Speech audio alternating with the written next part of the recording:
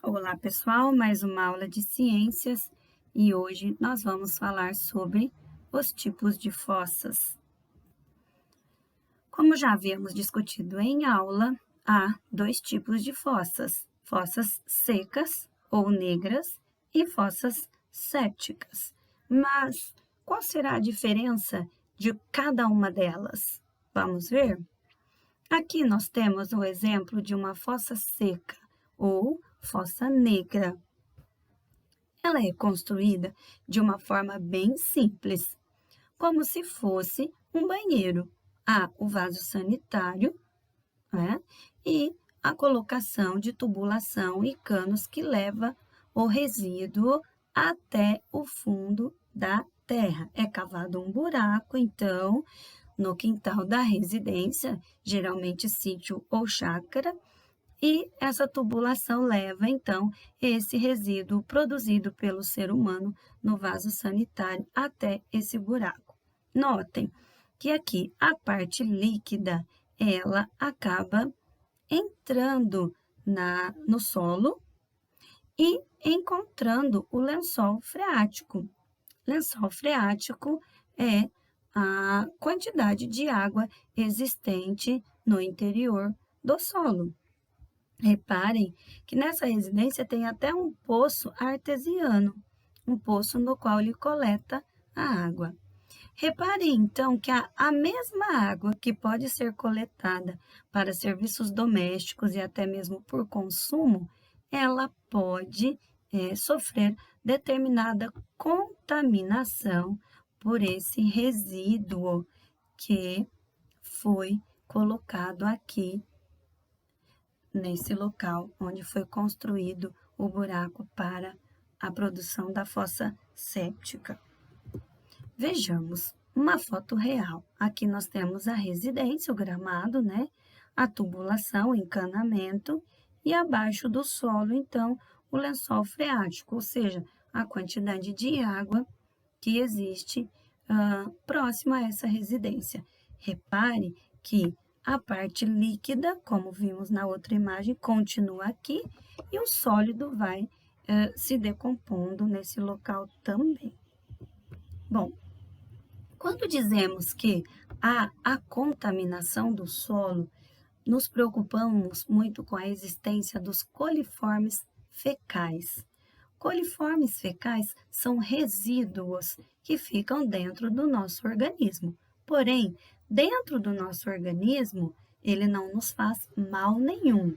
O problema é quando ele sai de nosso organismo e entra em contato com o ar ou com o ambiente.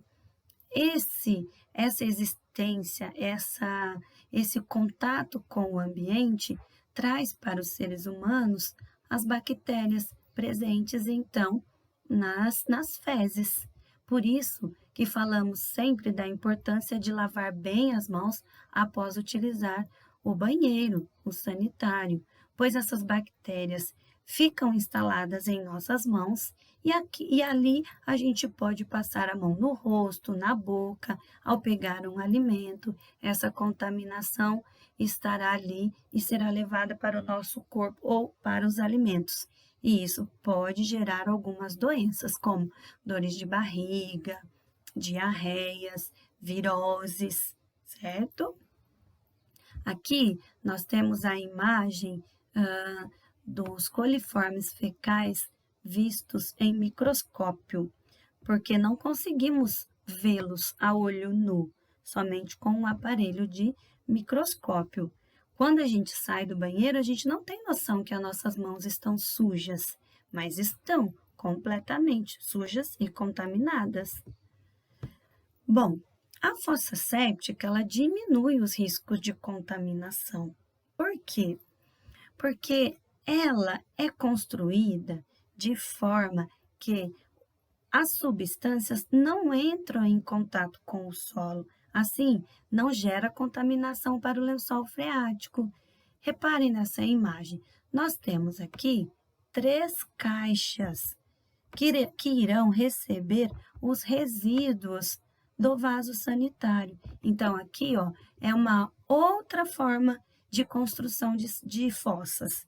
Então, O primeiro resíduo vai para essa caixa. Nela há a floculação, ou seja, a decantação dos resíduos.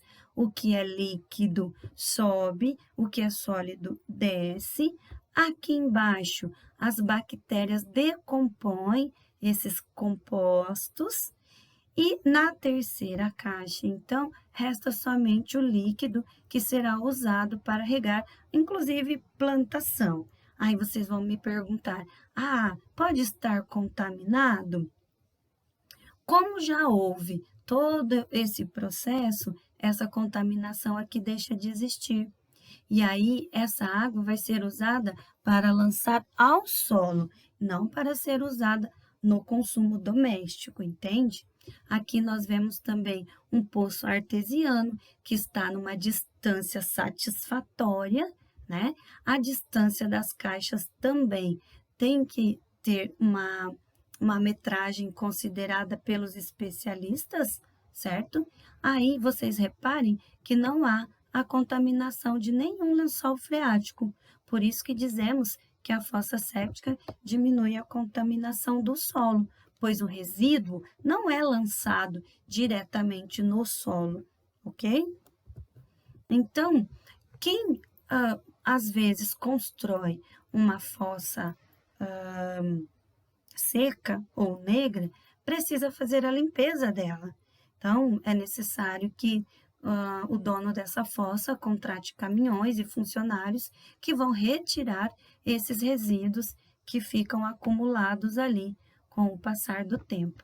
Geralmente, em áreas rurais, não há água tratada e limpinha como nós temos em nossas casas, e o esgoto também, né? Então, não tem esgoto tratado. Então, é necessário que as pessoas que moram em áreas rurais façam esse tipo de instalação em suas casas, ou a fossa seca ou a fossa séptica. Atualmente, a maioria opta pela fossa seca, que ela não gera tanta contaminação do solo nem do meio ambiente. Então, nós temos aqui, ó, fossa séptica biodigestora. Como eu havia dito, ao passar pelas caixas, elas vão realizando um determinado processo de separação de resíduos. E essa separação impede contaminação de solo.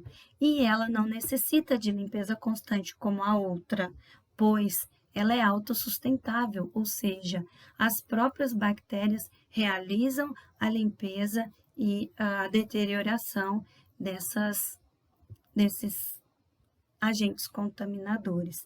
Então, aqui nós temos, né, o interior de um banheiro de uma residência, o encanamento e as caixas de inspeção, as caixas que realizam o processo de separação de resíduo e posterior eliminação de agentes.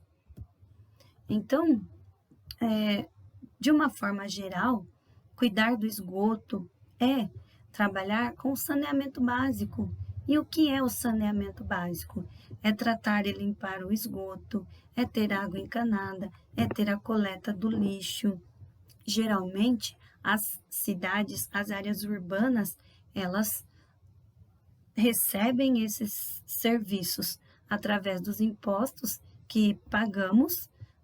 O administrador da cidade, que geralmente é o prefeito, é o responsável por organizar e administrar toda essa atividade e, assim, devolver à população serviços de qualidade, ok?